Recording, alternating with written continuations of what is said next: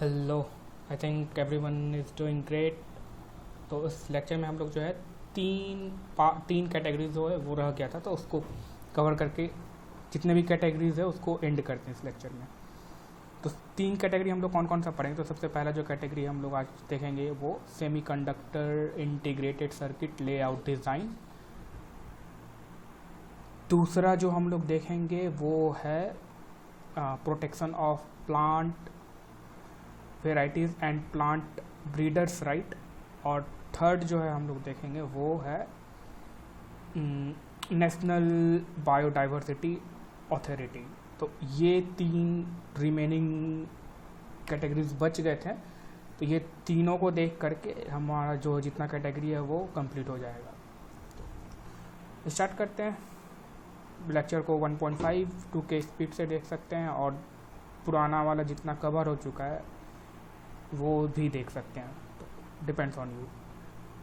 तो semiconductor integrated circuit layout design, the specific criteria for the, अब ये क्यों है, तो इस specific criteria for the protection under semiconductor circuit layout design act 2000।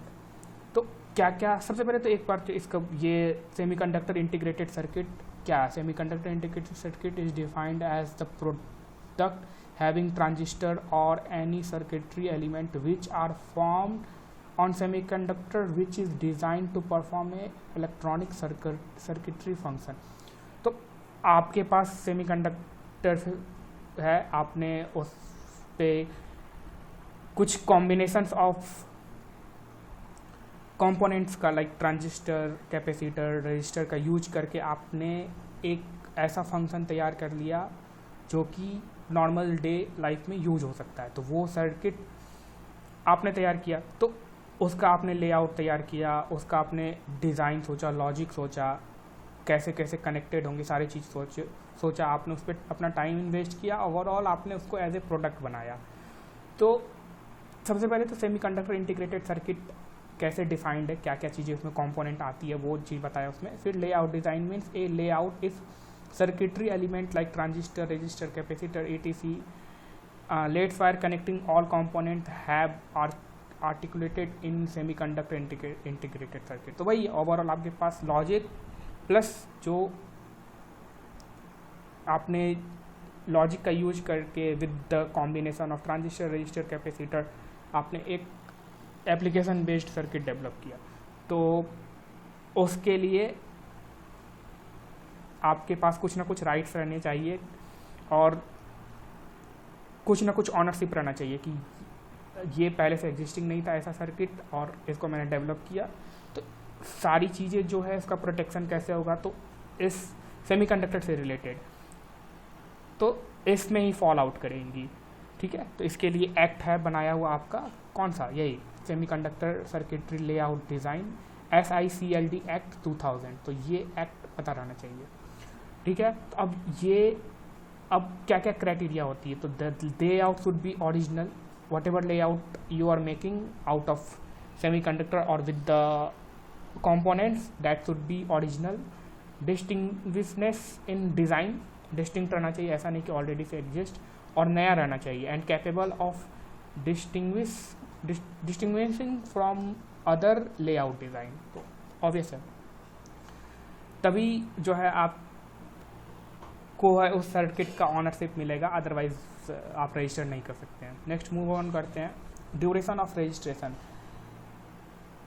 अब initial protection will be of 10 years.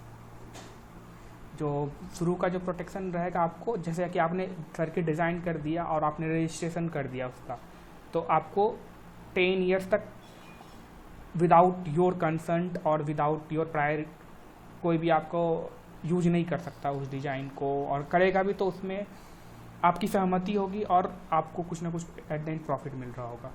तो ये इनिशियल प्रोटेक्शन कब तक है, 10 ईयर्स तक का है, counted from date of filing on application. जिस दिन आपने एप्लीकेशन फुलफिल किया है, तो फ्रॉम फ्रॉम उस डेट से आपको जो है 10 ईयर्स का प्रोटेक्शन मिलेगा। अब एक चीज़ और होती है कि if the design is already being used, अगर आपने अभी तक रजिस्ट्रेशन नहीं किया, बट डिज़ाइन आपने कर लिया, बट यूज कर रहे हो आप, बट बाद में आपने उसका रजिस्ट्रेशन वगैरह कराया, तो इस केस में date of protection will be counted from date of first commercial exploitation anywhere in India और एनी कंट्री। तो जिस दिन से आपने उसका यूज करना शुरू किया है तो from that day 10 years count होगा। तो ये दो चीज़ें थी, तो ड्यूरेशन कब तक है, ठीक है। अब एक पॉइंट आता है, previously the administration of SICLD act, semiconductor integrated circuit layout design act 2002 and SICLD registry was under the control of Ministry of Electronics and Information Technology MEITY। तो इस मिनिस्ट्री के अंदर थी initially, but 17 March 2016 the administration has been transferred to DPIIT। और ये DPIIT किस ministry के अंदर आती है, तो ministry of commerce and industry. तो ये एक ऑब्जेक्टिव बन सकता है कि ये SICLD एक्ट 2000 जो है किस मिनिस्ट्री के अंदर आती है। तो ऑप्शन भी हो सकते हैं electronics and information technology ministry of और ministry of commerce and industry. तो पहले इसमें था, बट अब जो है इस मिनिस्ट्री के अंतर्गत आती है। तो ये चीज़ आपको ध्यान रखना पड़ेगा, मिसलीडिंग हो सकता है। अगर आपको ये नहीं पता है तो आप 100% गलत मार के आओगे। अब रिक्वायरमेंट्स क्या है, रिक्वायरमेंट्स फॉर रजिस्ट्रेशन करने के लिए रिक्वायरमेंट्स क्या है। तो उससे पहले आपको 3 सेट्स ऑफ ड्राइंग करना होगा। तो 3 सेट्स ऑफ ड्राइंग ऑफ किस टाइप का ड्राइंग, तो plotter describing and layout design. और फिर 3 sets of photograph of mask were use the fabrication of the semiconductor integrated circuit. तो ये टेक्निकल एक तरह से चले गया कि आपको डिज़ाइन में 3 टाइप के डिज़ाइन जो है सबमिट करने होंगे और हर एक की 3 सेट से सबमिट करने होंगे। और design which describe the patterns, ठीक है। तो ये चीज़ उतनी इंपॉर्टेंट नहीं है, बट स्टिल किस टाइप के, तो plotter describing layout, 3 sets of photograph of mask were used for the fabrication of semiconductor integrated circuit by using the layout design and which describe the pattern. तो 3 types के drawing और 3 set जमा करने होंगे। तो ये रिक्वायर्ड रजिस्ट्रेशन के लिए। उसको रजिस्ट्रेशन का प्रोसेस है उतना इम्पॉर्टेंट नहीं है, सेम वे है, एप्लीकेशन फिल आउट करना है। अगर कोई ऑब्जेक्शन किया तो फिर वो आपका रजिस्टर नहीं होगा, इस तरह का, ठीक। अब कुछ इंपॉर्टेंट एप्लीकेशन है, जैसे कि एप्लीकेशन फॉर रजिस्ट्रेशन लेआउट के लिए आपको LD1 फॉर्म भरना होगा और उसका प्राइस 5000 है। फिर notice for opposition to application for registration of layout, अगर तो इसके लिए आपको LD2 request for clerical error for the amendment, इसके लिए LD6। तो इस तरह से कुछ फॉर्म है जो कि आप देख सकते हो। मुझे नहीं लगता है कि इससे पूछा जाएगा, अगर पूछा भी जाएगा तो मेंस में पूछा जा सकता है, पर्टिकुलर टू मतलब डिपेंड करेगा सब्जेक्ट। जैसे कि अगर आपका इलेक्ट्रॉनिक्स ब्रांच है तो मे बी आपको ये सारे एक्ट जो है मोर डिटेल्स में देखने होंगे, तो उसमें पूछा जा सकता है ये फॉर्म्स वगैरह का, या रजिस्ट्रेशन प्रोसेस में अगर ऑब्जेक्शंस वगैरह आ रहे हैं तो उसके लिए कौन से फॉर्म भरना होगा। तो ये सारे फॉर्म्स जो है मे बी मेंस में पूछे जा सकते हैं, but still you can look into it and get the idea for prelims exam also. ठीक है, नेक्स्ट एक बार देख लीजिए, ये है, ठीक है। चलिए, एक्ट्स एंड लॉ, तो उस वक्त से तो यही डिस्क्राइब कर रहे हैं। एक्ट्स क्या क्या है, तो SICLD is administered by office of CGPDTM under semiconductor. तो प्रोटेक्शन ऑफ SICLD किसके द्वारा एडमिनिस्ट्रेटेड होता है इसके अंदर, और किस एक्ट के अंतर्गत, तो semiconductor integrated circuit layout design act 2000 and semiconductor integrated circuit layout design rule 2001, ठीक है। तो यही इसके एक्ट्स एंड लॉज है जिसके अंदर आपके किसी भी डिज़ाइन और लेआउट को प्रोटेक्ट किया जा सकता है, ठीक है। सारी चीज़ उसी के अंदर फॉल करेंगी। Acts not considers as an infringement, कौन कौन से जो है उसको हम इन्फ्रिजमेंट कंसिडर नहीं कर सकते हैं। तो अब जैसे कि किसी भी पर्पस के लिए आप साइंटिफिक एवेल्युएशन या एनालिसिस, रिसर्च और टीचिंग पर्पस से यूज कर रहे हैं, तो वो जो है वो इन्फ्रिजमेंट कंसिडर नहीं होगा, ठीक है। इसे अगर किसी सर्किट को आपने इस पर्पस से यूज किया, ऑलरेडी रजिस्टर्ड सर्किट है और उसको आपने इन सब चीज़ों पर्पस से यूज किया तो date would be not fall into the infringement. If a person on the basis of scientific evaluation or analysis of registered layout design creates another layout design which is original within the meaning of subsection 2 of section 7 of SICLD Act 2000, that person shall have the right to incorporate another layout design in semiconductor integrated circuit. Such incorporation or performance of any act shall not be regarded as infringement. तो इसका मतलब क्या हुआ कि अगर कोई person जो है वो अपना साइंटिफिक इवेल्युएशन किया, एनालिसिस किया ऑफ ऑलरेडी एग्जिस्टिंग सर्किट, और वो एग्जिस्टिंग सर्किट ऑलरेडी जो है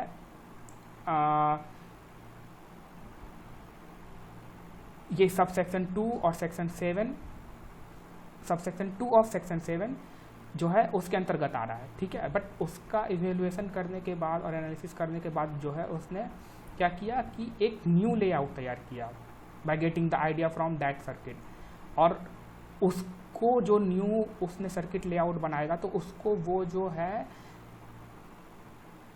उसके पास राइट्स है कि वो भी जो है तो पर्सन के पास राइट है कि person shall have the right to incorporate another layout design, उसको अनदर लेआउट डिज़ाइन कंसिडर किया जा सकता है और उसको रजिस्ट्रेशन मिल सकता है। तो that would not also fall into infringement, इस टाइप के केस भी जो है वो इन्फ्रिजमेंट में फॉल नहीं करेंगे। तो ये एक इम्पॉर्टेंट चीज़, ठीक है, ध्यान रखना पड़ेगा इस पर। Any person who infringe layout, अच्छा किसी भी कोई भी अगर इन्फ्रिजमेंट किया तो पनिशेबल होगा, और कितना विद द इम्प्रिजमेंट होगा, उसको जेल भी हो सकता है for a terms extendable to 3 years और imposition of fine ranging from 50,000 to 10 lakh, ठीक, और बोथ हो सकता है। तो देख लीजिए ये अगर कोई इन्फ्रिंजमेंट करता है तो उस केस में क्या सज़ा मिलेगा, ठीक है। अब नेक्स्ट हम लोग मूव करते हैं, तो सेमीकंडक्टर वाला पार्ट खत्म हो गया। नेक्स्ट मूव करते हैं हम लोग protection of plant varieties and plant breeders right. तो इसमें दो चीज़ है, प्लांट वेराइटीज़ का protection and plant breeders right. Plant जो ब्रीडर्स होते हैं उसके राइट्स क्या क्या चीज़ें, तो ये सारी चीज़ें जो है इस एक्ट के अंतर्गत फॉल करेगी। तो प्लांट्स ब्रीडर राइट मतलब क्या होता है, प्लांट्स ब्रीडर राइट उसी को मिलेगा ग्रांटेड टू ए ब्रीडर। अब ब्रीडर क्या होता है, एक पर्सन होता है, पर्सन हु ब्रीड्स और डिस्कवर्ड और develop a variety of plant, ठीक है, उसको ब्रीडर बोलेंगे, of a new plant variety.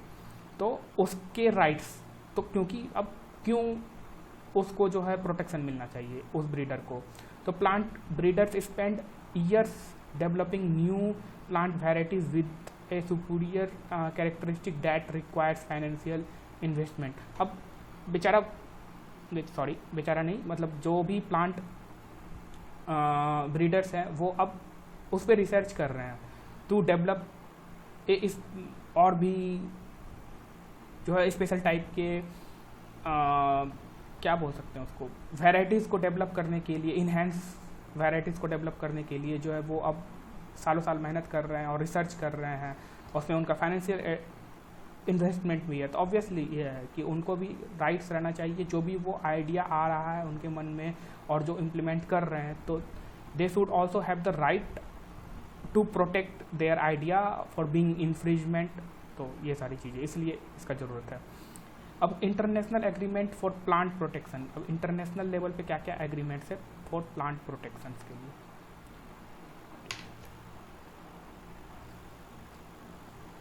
International agreement for treaties for plant protection, क्या क्या प्रोटेक्शन है, तो दो आते हैं। To include plant variety protection under realm of IP, two main treaties have played an important role। तो पहला क्या है, union international for law protection देश ऑफ टेंशन वेज, जो भी डिफरेंट लैंग्वेज में लिखा हुआ, ठीक है। तो इसका यूपीओबी, यूनियन, पी से पॉर, ओ से फिर वी से ये, इसका इंग्लिश वर्जन क्या है, international convention for protection of new variety plant. तो new plant varieties held in 1961 in Paris provided IP protection, intellectual property protection to plant breeders for newly developed plant varieties on international scale.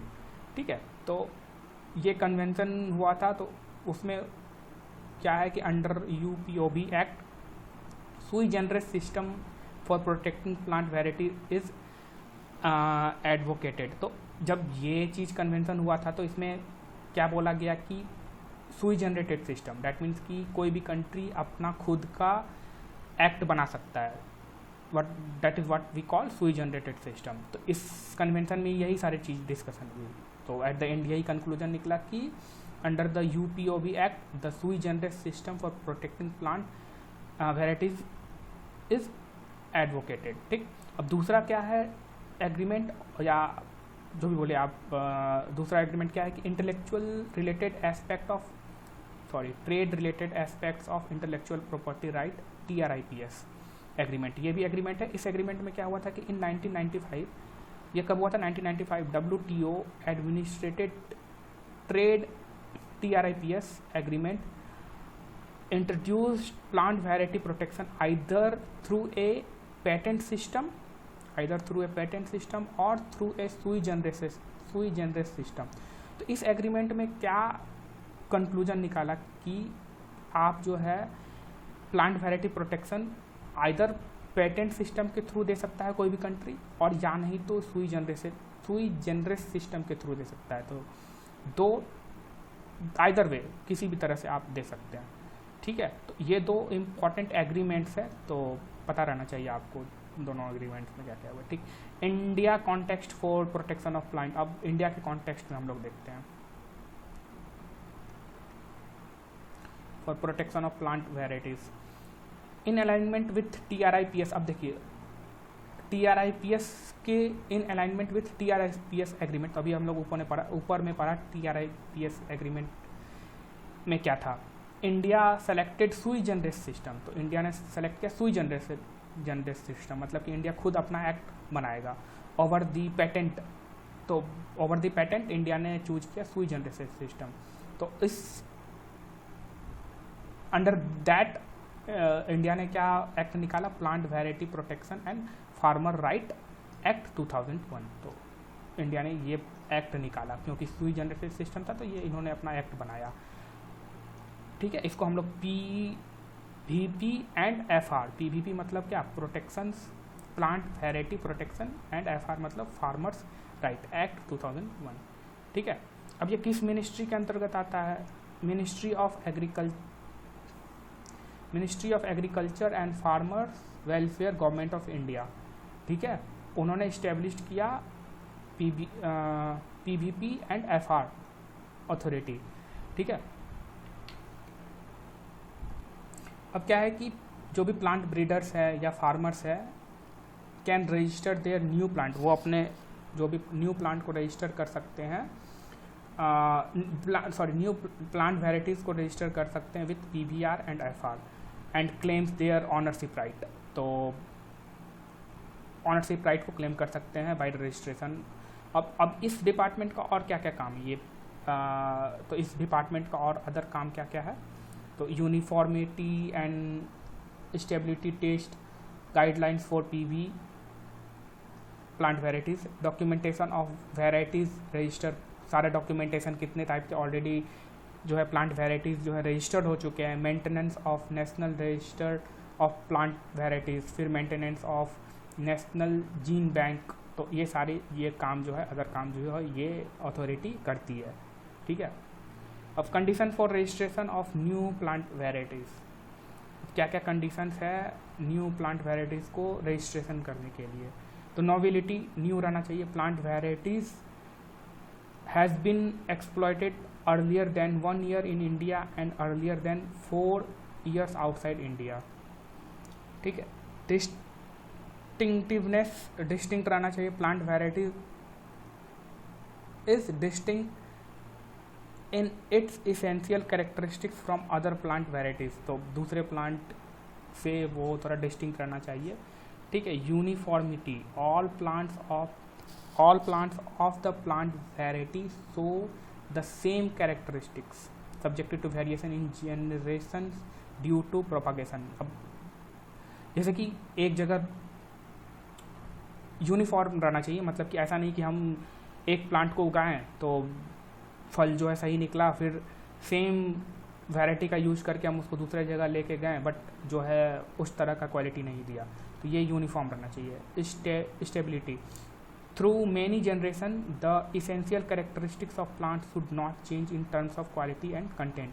अब जैसे कि plant के भी generations होते हैं, अब जैसे कि एक प्लांट को मैंने रोपा, बोया, प्लांट किया और उससे फल निकला, फिर उसके बीज को मैंने यूज करके, तो वो नेक्स्ट जनरेशन हो गया उसका बीज से जो मैंने फिर यूज करके न्यू प्लांट को प्लांट किया और उससे जो फल निकला, पता चल रहा है कि जो पेरेंट प्लांट था उसका फल साइज में बड़ा था, बट जो उसका चाइल्ड प्लांट है उसका फल जो है वो अप टू डैट क्वालिटी नहीं है, ठीक है। तो ये स्टेबिलिटी रहना चाहिए, मतलब थ्रू आउट द जनरेशन, किसी भी आप जनरेशन में जाओ प्लांट के तो वो स्टेबल रहना चाहिए। यूनिफॉर्मिटी, ये डिस्टिंक्टिवनेस एंड नोबिलिटी, तो ये सारे क्या है कंडीशन फॉर रजिस्टर ऑफ, ये सारे कंडीशन फुलफिल करनी चाहिए to register a plant variety, new plant variety, ठीक है। Types of plant variety registered under PVR and FR act 2001।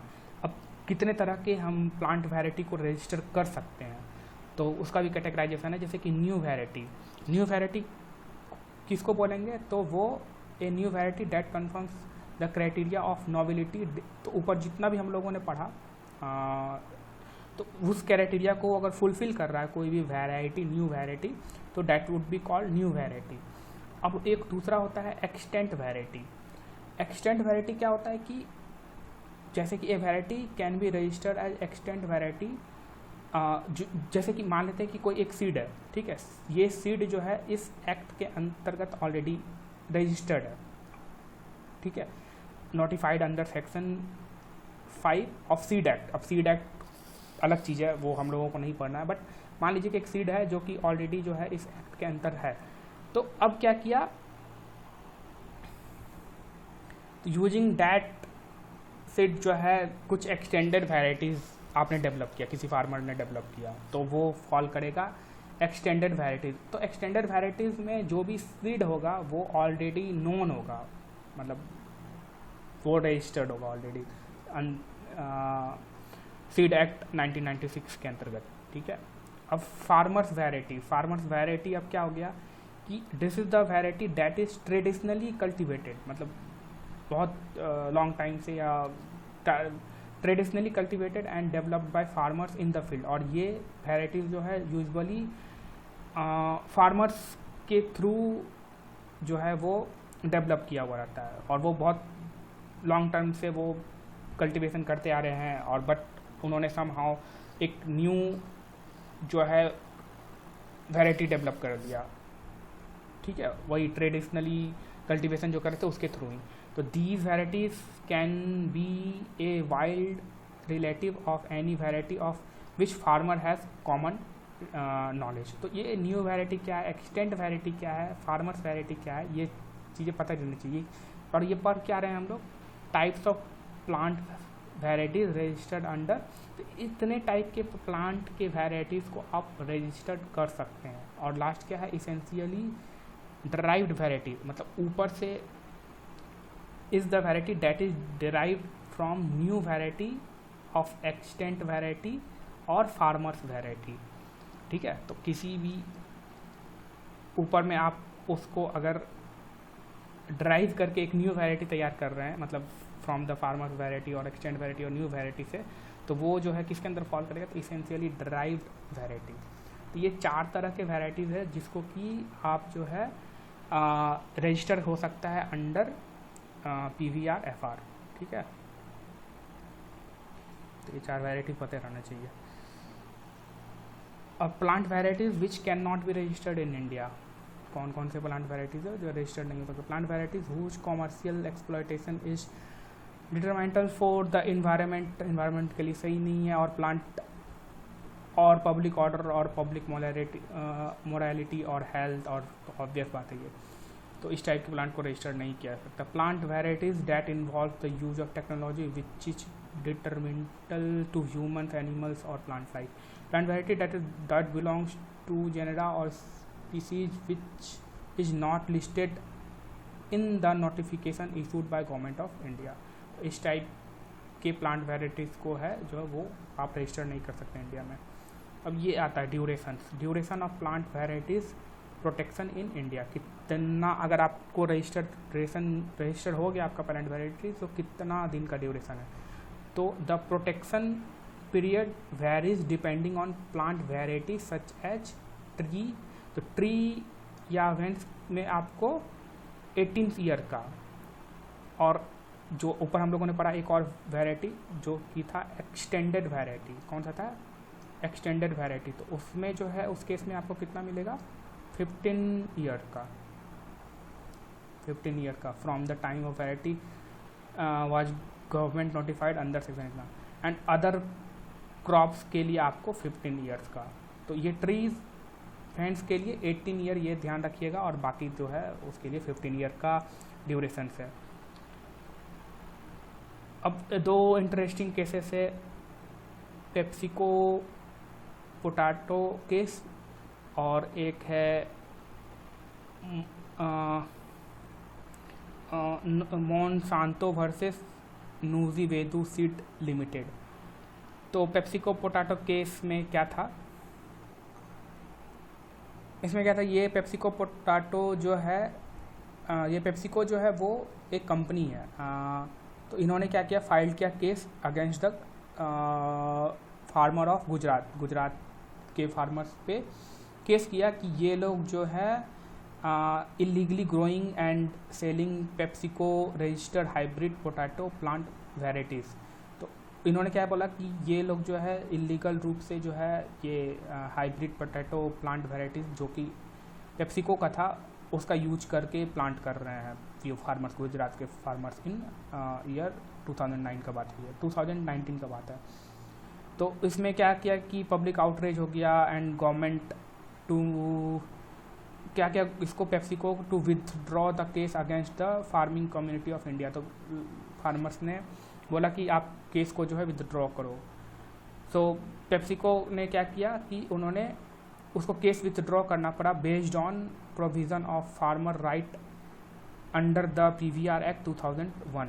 ठीक है, तो ये फार्मर्स का राइट है। ठीक है, तो इस एक्ट उसके अंतर्गत कोई ना कोई एक्ट होगा, इसके कारण जो है पेप्सिको को वो केस जो है विथड्रॉ करना पड़ा। और दूसरा केस है मोंसांतो वर्सेस न्यूजीवेदू सीड लिमिटेड। ये मोंसांतो एन अमेरिकन कंपनी जो है वो फाइल किया case against Indian agro company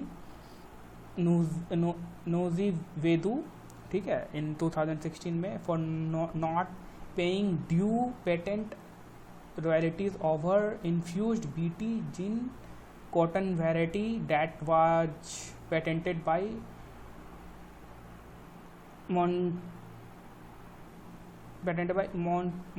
मोंसांतो। ठीक है, तो अब इसको इस रॉयल्टीज़ वगैरह पे करना पड़ता था इस कंपनी को। ठीक है, तो Nuziveedu challenged the patent validity of infused BT genes cotton plant in India. तो ये जो इंडियन कंपनी थी तो इन्होंने इसको पेटेंट वैलिडिटी को है जो वो चैलेंज किया।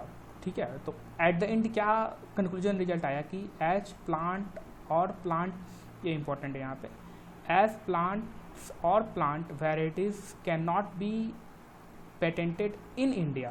तो और ये किस सेक्शन में आता है, according to section 3F of the patent act 1970। ये इम्पॉर्टेंट है कि आप जो है प्लांट और प्लांट वेराइटीज़ को जो है वो आप पेटेंट नहीं कर सकते हैं इन इंडिया। और ये किस सेक्शन में आता है, प्लांट पेटेंट एक्ट के तो 3F में। ठीक है, तो बेस्ड ऑन दिस जो है इस कंपनी को, जो अमेरिकन कंपनी थी, वो उसको जो है वो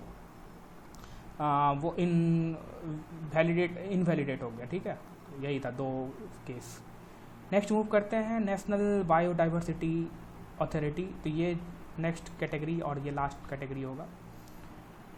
अब तो इसमें उतना कुछ खासा पॉइंट नहीं है, तभी एक बार गो थ्रू कर लेते हैं, कुछ देख लेते हैं। तो सेवरल स्पीसीज ऑफ प्लांट, अब ये नेशनल बायोडाइवर्सिटी अथॉरिटी का क्यों ज़रूरत है? तो बहुत सारी स्पीसीज प्लांट्स हैं, एनिमल्स है, faces the threat of extinction, वो अब ख़त्म होने की कगार पे हैं। तो to ensure and regulates the sustainable use of resources, तो सारी चीज़ की सस्टेनेबल यूज और रिसोर्सेज के, तो उसके लिए जो है नेशनल बायोडाइवर्सिटी अथॉरिटी ये बना। ठीक है, ये इंडिया में इस्टेब्लिश्ड इन 2003 और चेन्नई में इसका हेड क्वार्टर है। और ये under ministry of environment, forest and climate change, government of India, इसके अंतर्गत आता है। ठीक है, अब इस नेशनल बायोडाइवर्सिटी अथॉरिटी का काम क्या है? To facilitate and advise the government of India on issue of conservation, sustainable use of biological resources.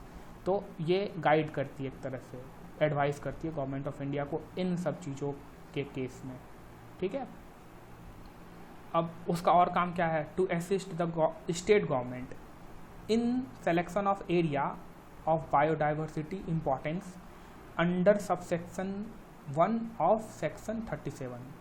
ठीक है, as a heritage site and measures to adopt for the management of such heritage site. तो मतलब ये NBA का काम क्या है? ये तो गवर्नमेंट ऑफ इंडिया को तो इन सब टॉपिक पे एडवाइस कर रही है क्या क्या स्टेप्स लेने चाहिए, बट स्टेट गवर्नमेंट्स को भी बोल रही है कि आप वैसे एरियाज़ को रिकॉग्नाइज करो जो कि बायोडाइवर्सिटी पॉइंट ऑफ व्यू से इम्पोर्टेंस है।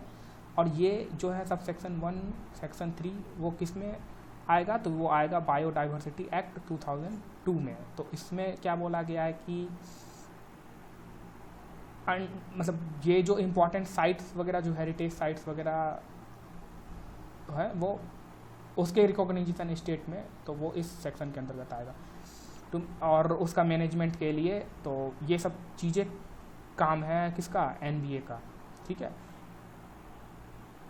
और ये एनबीए जो है उन्होंने क्या किया है कि एक डेडिकेटेड बोर्ड बनाया है 28 स्टेट्स में, कॉल्ड SBB, स्टेट बायोलॉजिकल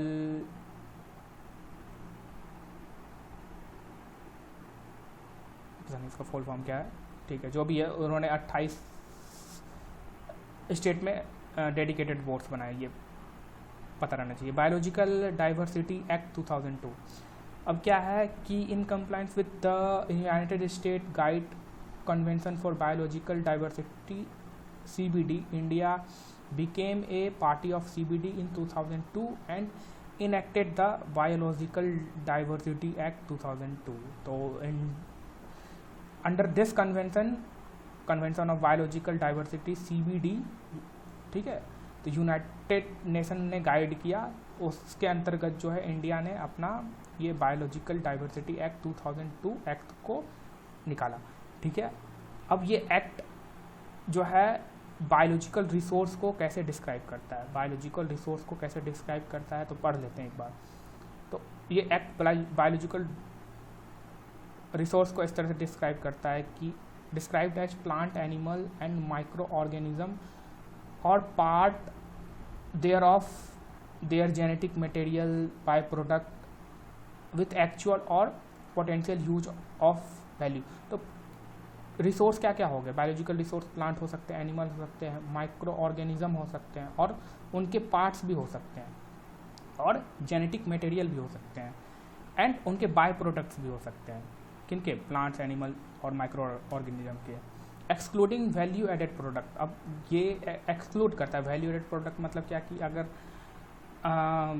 आपने उसमें और भी बहुत सारे मॉडिफिकेशंस करके आपने उस प्रोडक्ट को वैल्यू एडेड बना दिया, मतलब कि तो वो मॉडिफिकेशंस वगैरह यहाँ पे नहीं देखेंगे हम लोग, डायरेक्ट कोर चीज़ को देखेंगे। उसमें ऐसा नहीं कि आपने एक्स्ट्रा चीज़ ऐड करके उसको जो है समथिंग एल्स में कन्वर्ट करके फिर उसका कॉमर्शियल यूज करे, वो चीज़ नहीं। तो रिसोर्स एज ए रिसोर्स क्या आएगा, तो ये सब सारी चीज़ें आएंगी विथ एक्चुअल और पोटेंशियल यूज़ और वैल्यू। और ये doesn't include human genetic material, और जो ह्यूमन जेनेटिक मटेरियल को एज ए हम लोग बायोलॉजिकल रिसोर्स कंसिडर नहीं कर सकते। अब ये एक्ट जो है वो biological diversity law biological diversity को कैसे डिफाइन करता है, ठीक है, वो एक्ट बायोलॉजिकल एक्ट 2002, ठीक है, described as the variability among living organism from all sources and the ecological complex of which they are part, and includes diversity within species or between species and of ecosystem। तो इस तरह से describe करता है, important नहीं है, ठीक है। International agreement for conservation of biodiversity, international agreements क्या क्या है। The CBD was initiated in 1992। CBD क्या है, आपको कंजर्वेशन CBD आप हम लोगों ने ऊपर देखा था, क्या था फुल फॉर्म CBD का, कन्वेंशन ऑफ बायोलॉजिकल डाइवर्सिटी, ठीक है। वो कब इनिशिएट हुआ था, 1992 में, and formulated into action in 1993। Action में कब से स्टार्ट हुआ, 1993, with the focus on the conservation of biological resource existing world wide, ठीक है। The convention was further supplemented with 2 protocols agreement. तो 2 प्रोटोकॉल्स एग्रीमेंट है, एक है कार्टेगना प्रोटोकॉल 2002 इन्फोर्स्ड इन 2003, दूसरा है नागोया प्रोटोकॉल 2002 इन्फोर्स्ड इन 2014। तो ये 2 एग्रीमेंट्स है, ठीक है, for conservation of biological diversity,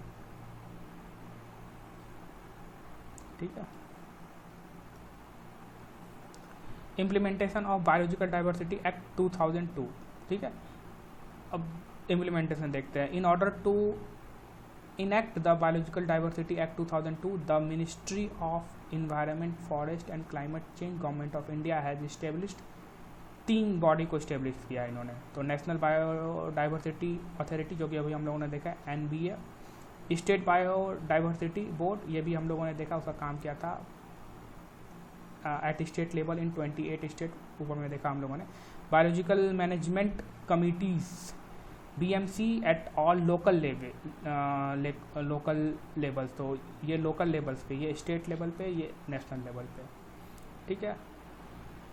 अब ये एक लास्ट पॉइंट है, एनी फॉरेन नेशनल और non resident Indian or any foreign company cannot use the biological resource of India without prior permission and authorization from NBA. Permission is required to procure IP rights over the product technology that arises from such biological resource, ठीक है। तो ये without permission का use नहीं कर सकता है कोई भी इंडियन और एनी फॉरेन कंपनी, ठीक है। तो दैट वाज ऑल 3 कैटेगरी जो कि बचा रह गया था, ठीक है। इसका नोट्स आपको वही सेम कमेंट बॉक्स में ड्राइव में दे देंगे, देख लीजिएगा,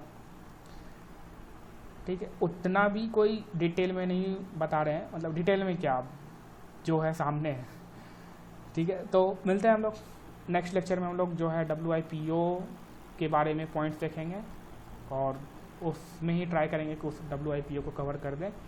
फिर नेक्स्ट लेक्चर में ट्रीटीज़, एग्रीमेंट, कन्वेंशंस, इम्पोर्टेंस, ये सब देख लेंगे और फिर रैप अप कर देंगे इस पूरा IP का, ठीक है। चलिए मिलते हैं नेक्स्ट वीडियो में, तब तक के लिए good bye and thank you.